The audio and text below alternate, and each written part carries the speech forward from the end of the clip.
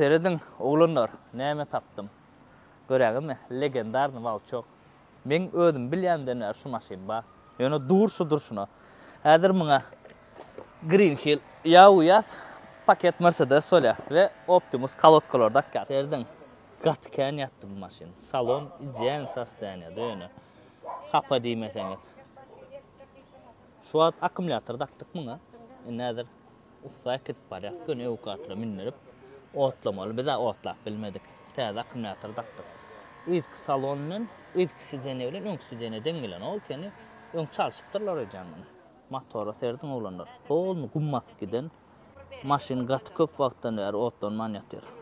Maşyn projekt üçin aljak bolýar. Made in Germany. Das war mal ein Begriff. Die Welt hat uns bewundert.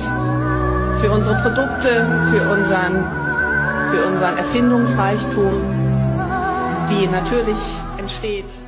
Aşağının gumu, görüyorlar mı? Mesela sallık var. Oo, ne geldi.